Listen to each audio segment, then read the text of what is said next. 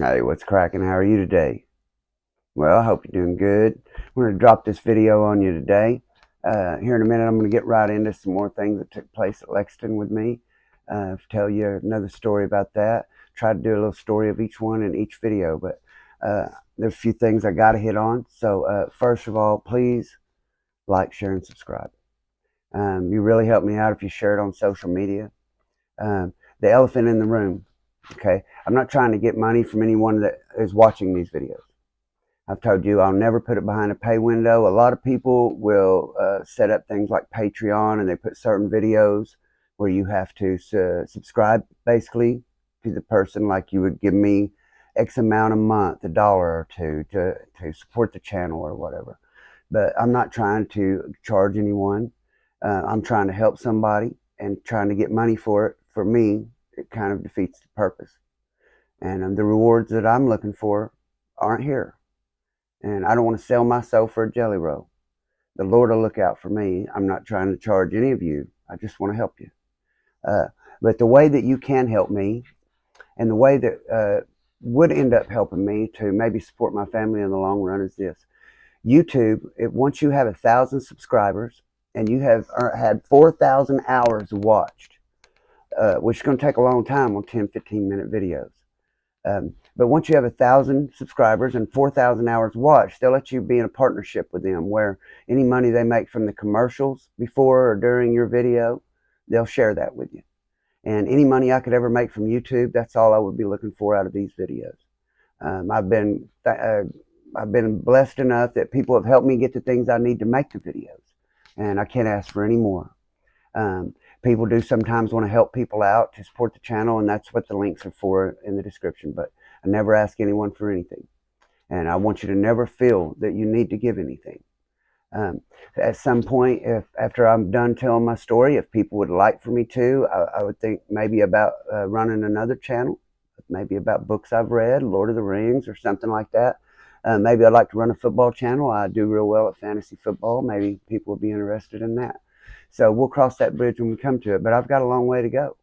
I'm in 1991 at Lexington. I'm 17 years old. I turned 17 in November, and I hit the yard in January. So it's around March of 1991, and I've just turned 17, and I'm trying to make my way on this yard. But if you hit like and you subscribe, you've done everything you can do for me. And I appreciate it more than you know. It doesn't cost you a thing to hit like and subscribe. It just takes you a second. So if you would just do that for me, I would really appreciate it. And I want to thank every one of you who have. The encouragement means more to me than you know. I always felt that maybe this would help someone. When I was at Lexington, they had a Scared Straight program. They would bring kids in from juvenile centers and the Berry House and stuff, and have them see and talk to guys who are doing life. And for the most part, they come in there and they try to scare them. But they ask me, and so I come in there and I don't try to scare them. I sit down and talk to them, and some of them are older than I was. So they would just be shocked. And I would explain things to them, and a lot of them, you could tell it had an impact on them because I was younger than they were.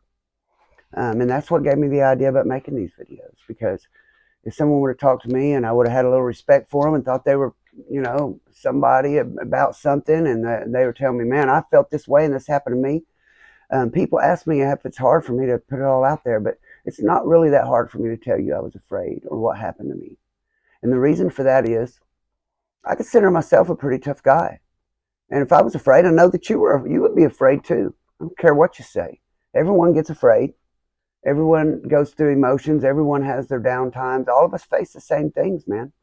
And it doesn't matter. Some people hide it better than others, but every one of us go through it. We're all afraid, man. And we all face peer pressure, and we all worry about what other people think about us. And I'm telling you this because I was the all-American kid. I was the one no one would ever see it coming from. Everybody thought I had it all, but they were surprised. And so I don't want them to be surprised by you. Prison is just like high school, only on steroids. I had a preacher when I first got out. He kept wanting me to do my story, to go around and testify at churches. One of the reasons I never did that was because my story is just too rough. I would have to go in there and try to PG it. I can't tell what really happened. I feel like it would really cut my story in half. I want to tell you what really happened. There's a lot of things I want to tell you, but I'm not sure if I would be incriminating myself and get myself in trouble. So I'm trying to slow play a little before I get too much further, because I'm going to start doing things that I'm not proud of. And some of you are sitting there feeling sorry for me right now. You might not here in a little while. You're not going to like me anymore, because I didn't like me. I don't like who I became. And that happens with a lot of us in our life, but you can always change and become someone else. You can always be better. Just one second here. Parents, if you're having problems with your kids, if you're having problems with your parents, man, they're people just like you are. You're a kid, you're sitting there, if you have a PlayStation, if you have a phone, if you have clothes on your back, if you have something to eat, it's because the people who are raising you love you. It's your grandma, your mom, your parents, your uncle, your brother, whoever it is raising you, they love you, man. Because they go and they work hard for the money they get, however they get it. And they could go and spend it on themselves. But they spend money on you to try to make you happy because they love you. So the love is there. And children, your parents love you. Everything my dad did to me, he turned me away all my life. But all my life, I always wanted him to love me. And no matter what he did, even if at the very end, if he would have came back and just asked for forgiveness, I would have gave it to him, because I wanted nothing more than to love my father and him to love me. So the love is there. The problem is the communication. Second. So if you're having problems with your family, if you're having hard times with a man, go in and sit down and talk to him like a person. Don't go in and scream at them, tell them what you're going to take from them, what you're going to do or what they're going to lose. Go in there and sit down and ask them what's going on in their life. Find out what the problem is. See why they don't want to do what it is they don't want to do. Talk to them like a person. Talk to them like you love them.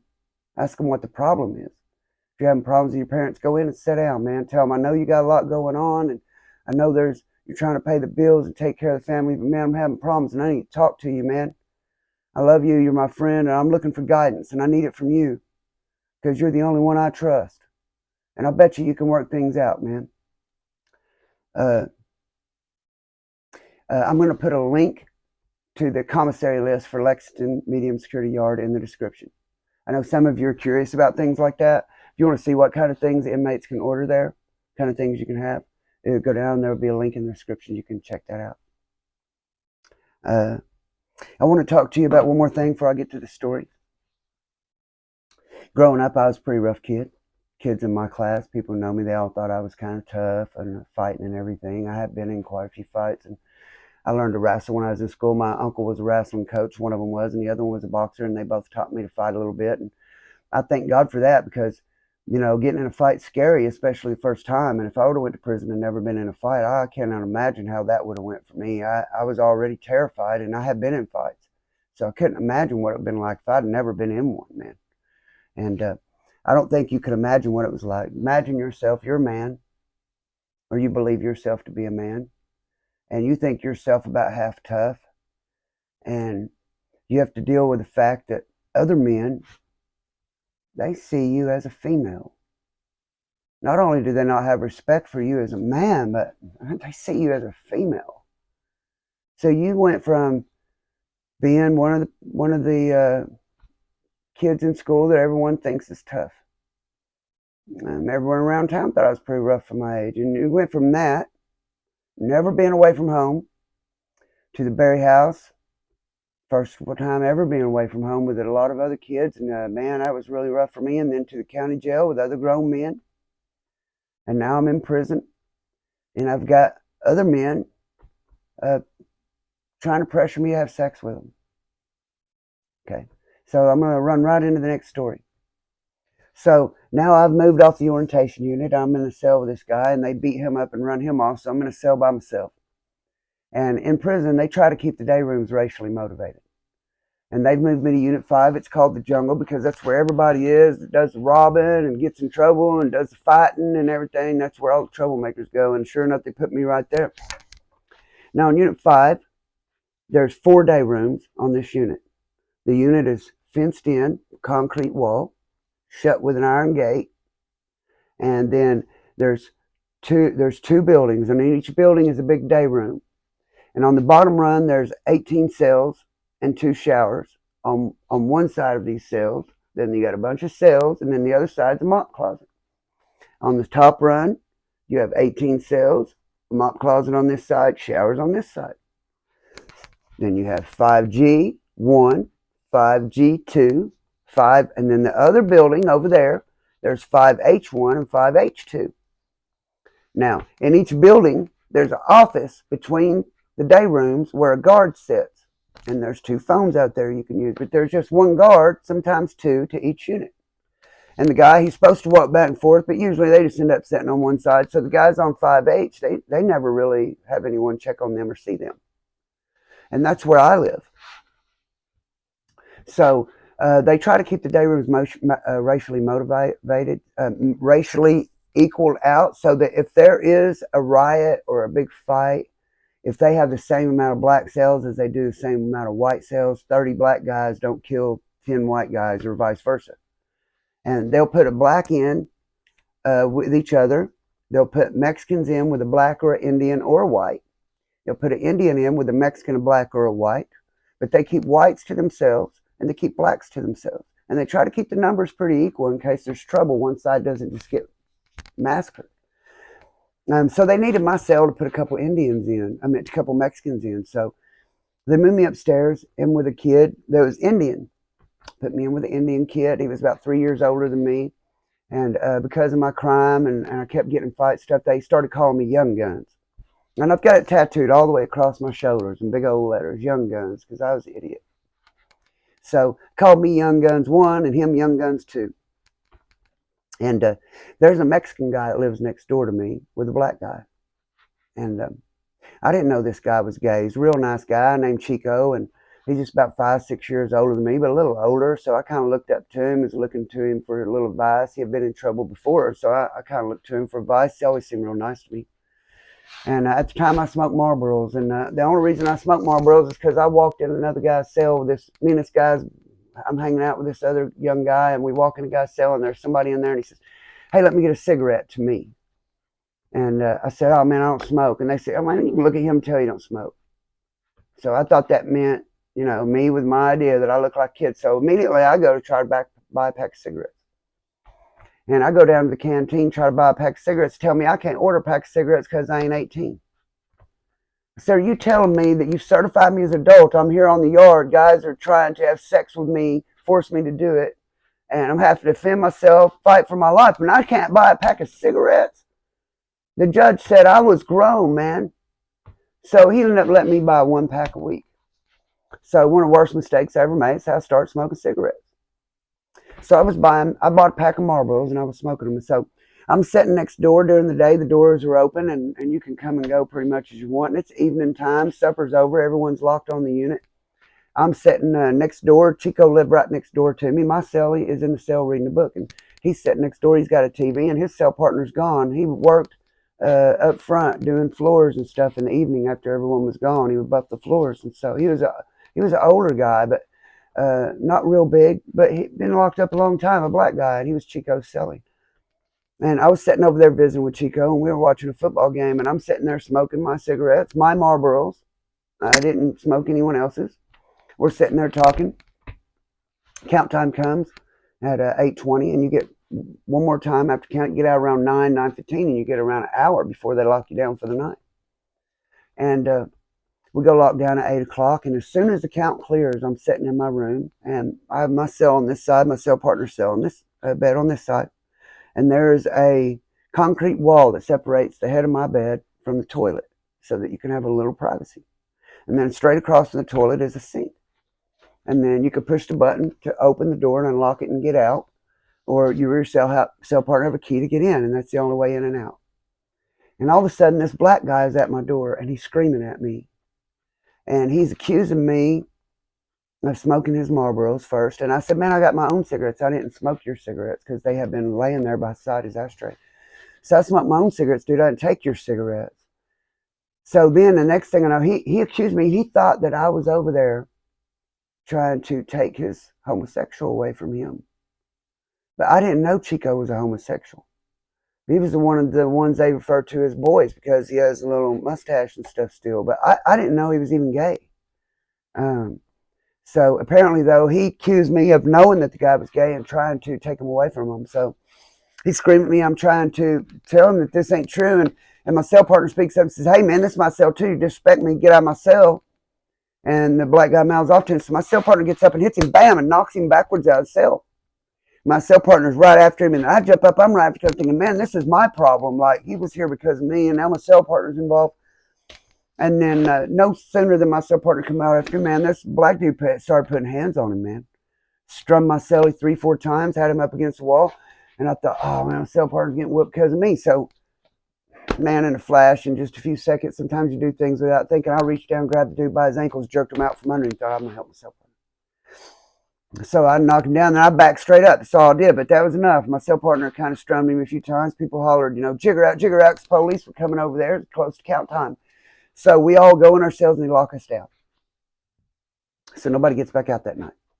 So all night, me and my cell partner talking about what he thinks will happen. He's thinking ain't nothing going to happen. Nobody's going to ride with that old dude. He's gay. And so next morning we go to chow, me and him together, and he had been running around with the Indians already because he was Indian, and they look out for him and their own always. But I was white, and the whites really hadn't pulled me up. I was hanging out by myself. I hadn't been there but a couple months, just got off orientation, So we go down to the chow hall to eat breakfast. Me and him sat together, and I look around, and man, there's 3 or 4 tables of blacks just staring at us, man. And I know something's going to happen. I said, man, look at them, man. They're staring at us. So we get up to leave, and he goes over with the Indians, and I walk on up to the unit by myself. So I go on up to the unit, and I go up to myself thinking, man, something's going to happen. And he stops out at the fence talking to the Indians and stuff, so nothing happens to him. And I walk up there, and I go in the cell. As soon as I get up the cell, I look straight across the day room. You can see people coming up the stairs, and there's a whole row, like 7 or 8 blacks come up the stairs all together, and he's right at the front of them. And he comes around straight to the cell door. I push the cell door open, and he comes straight to the cell door, and he looks in there. He says, where's your partner at now? Y'all want to double team? I said, I'm in here by myself. So if you want a one-on-one, I'm right here. He comes up in the cell. I think it's going to be a fight. As soon as he comes in, they push the door, and it locks behind him. It's just me and him in there. And as soon as that happens, he drops his hand to his side, and he's got a lock on a belt. So I think to myself, that wall's right there. So I think, I'm going to act like I'm going to dodge this way and try to get him swinging. I'm going to duck behind that wall and try to grab that. But he read it, man. As soon as I tried that, he swung and hit me and wrapped the wall and hit me again twice in one swing, man. I had this big old lump behind my ear. But then, man, my adrenaline was flowing so hard I didn't even feel it. It just registered that I got hit. And I reached up and I grabbed it. And that's all I could think was to hold on to that belt so he couldn't swing it at me again. And we wrestled around there, and the beds were separated. And there were old Army bunk beds. We wrestled around there, and one kind of got split out from the wall, and I kind of had him trapped down in there between the bed and the wall. And I could wrestle good, and he wasn't that much bigger than me, and he was trying to hold the lock, and I was just trying to protect myself, man. And I got him in a headlock, and these guys through the window are hollering, hit him, make him quit wrestling with you. So he's hit me, and he's hitting me right behind the ear where that lump was. And, man, it's hurting, man. So only thing I could think to do, man, I dug my thumb down in his eye, and I told him, man, quit hitting me. So he screamed a couple times. I dug it in there a little first, so he quit hitting me. So we stopped. And after that, we went out there, and a big deal was made out of it. And by the end of the day, me and him were on the bottom rung with locks on belts, swinging them and hitting each other with them. And the next step was going to be knives. But because I was young, people didn't look at me yet like someone you had to worry about stabbing and killing you. I was still looked at like a kid, so I wasn't looked at like that much of a threat. So everybody got it squashed. So what really saved me going through prison, for the most part, was not how tough I was. It was because the Lord looked out for me, but most because people like me. And in your life, whether you're in prison or out here, you're going to get a lot further in life if you can get people to like you than you will with your muscle. And that's a guaranteed fact, man. I never would have made it any other way. If you're sitting there thinking, well, those things wouldn't happen to me, I'm not a little kid. Well, your turn's coming, bud, because I'm telling you right now what happened as a kid, but I was in there so long. Next, I'm going to tell you what happened in my 20s and then my 30s, and you're going to get to see it from every side. You're going to get to see what it's like for every side. So I'll stop here. This one's running a little long, and I'm going to ask you to like, share, and subscribe. Please hit like and subscribe on the videos, man. That's all I ever ask of you. And please share it on your social media, man. Even if you don't want to listen to the whole stories and everything, you might be the one who shares it with somebody that needs it, man. So God bless it. Bless you. God keep you and your family. And I'll see you in the next one. Peace out.